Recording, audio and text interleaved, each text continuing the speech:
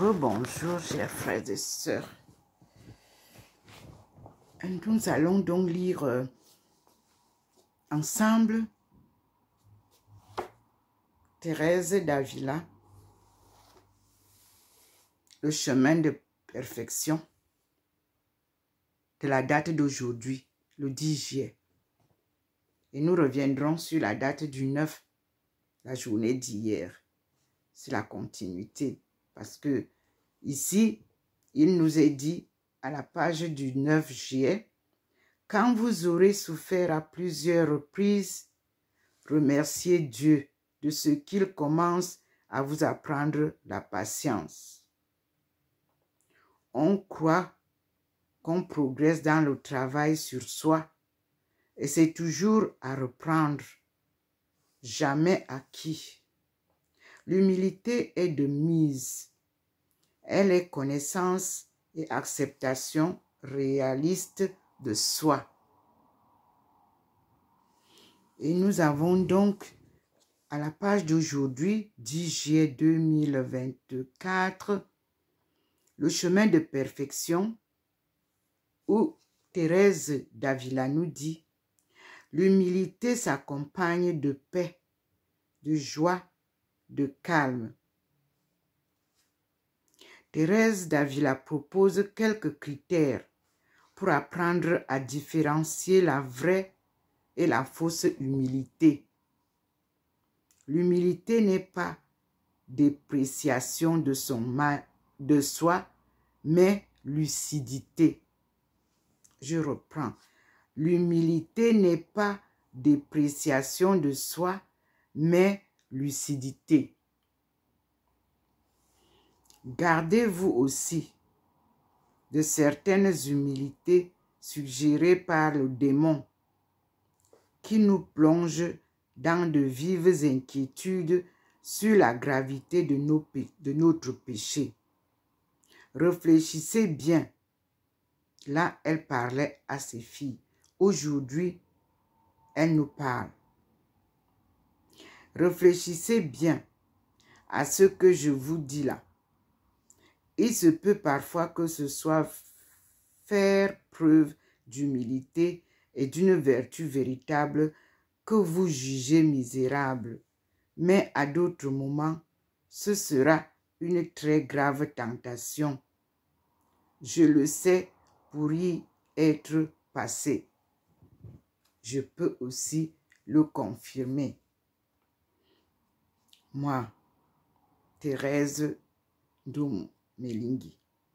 L'humilité, si grande soit-elle, n'inquiète pas, ne trouble pas, n'agite pas l'âme, mais s'accompagne de paix, de joie, de calme. Elle ne trouble ni n'angoisse l'âme. Elle la dilate. Au contraire, et la rend davantage capable de servir Dieu. Tandis que l'autre humilité désole, trouble et agite tout, chamboule l'âme tout entière. C'est très pénible. Je crois que le démon aimerait nous faire croire que nous sommes humbles et s'il le pouvait, il nous pousserait à nous méfier de Dieu. Quand cela vous arrivera, détournez le plus possible la pensée de votre misère et fixez-la sur la miséricorde de Dieu, sur l'amour qu'il nous porte et sur ce qu'il a enduré pour nous.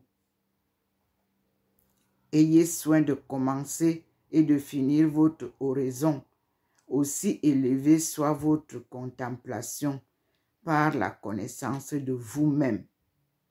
La plupart du temps, si votre oraison vient de Dieu, c'est que vous ferez sans même le vouloir et sans avoir besoin de mon conseil, parce qu'elle apporte avec elle l'humilité et nous laisse toujours plus lucides sur le peu que nous sommes.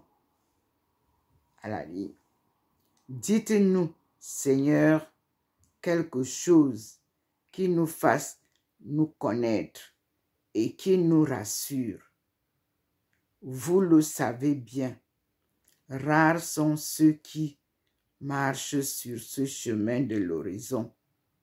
Et s'il leur faut y avancer au milieu du temps de crainte, ils seront plus rares encore. Nous parlons là du chemin de perfection, chapitre 39, 1, 2, 3, 5 et 6. Et nous terminons en revenant donc à la date du 9 juillet, où j'ai dit, quand vous aurez souffert à plusieurs reprises, remerciez Dieu de ce qu'il commence à vous apprendre la patience. On croit qu'on progresse dans le travail sur soi et c'est toujours à reprendre, jamais acquis. L'humilité est de mise. Elle est connaissance et acceptation réaliste de soi. Bon, à présent, voici un autre avis. Le démon nous fait croire que nous possédons une vertu, disons la patience, parce que nous sommes décidés à beaucoup supporter pour Dieu et le montrons fréquemment par nos actes. Nous nous croyons réellement prêtes à l'endurance et en sommes très heureuses ou heureux. Le démon nous aidant, du reste, à nous en persuader. Pour ma part, je vous dis de ne pas tenir compte de ce genre de vertus, de ne même pas penser les connaître de nom et de ne pas imaginer que le Seigneur vous les a donnés tant que vous n'en verrez pas la preuve. Parce qu'il arrivera qu'à la moindre parole qui vous déplaise, toute votre patience s'effondre. Quand vous aurez souffert à plusieurs reprises, remerciez Dieu de ce qu'il commence à vous apprendre la patience et prenez courage pour supporter davantage encore. S'il vous donne cette patience, c'est le signe qu'il veut être payé de retour, mais tenez cela pour un simple prêt, je le répète. Encore une autre tentation. 2 points. Il nous semble être très pauvres en esprit. Nous avons l'habitude de dire que nous ne désirons rien, ne nous soucions de rien. Mais dès que l'occasion se présente de nous offrir ce dont nous n'avons même pas besoin, toute notre pauvreté en esprit s'en va. À force de répéter que nous sommes pauvres en esprit, il nous semble l'être. Il nous faut faire très attention à marcher constamment sur nos gardes pour nous apercevoir qu'il y a là une tentation, comme d'ailleurs en bien d'autres domaines. Quand le Seigneur donne vraiment l'une de ses solides vertus, elle semble entraîner toutes les autres à sa suite. C'est bien connu. Je vous avertis à nouveau. 2 points. Prenez garde à ne pas vous tromper lorsque vous croyez posséder l'une d'elles, car celui qui est réellement humble doute sans cesse de ses propres vertus, et celles qu'il voit chez les autres lui semblent d'ordinaire plus sûres et plus précieuses. Nous sommes là au chemin de perfection, 38, versets 8 et 9. C'est le chemin de perfection selon Thérèse de Jésus, Teresa d'Avila.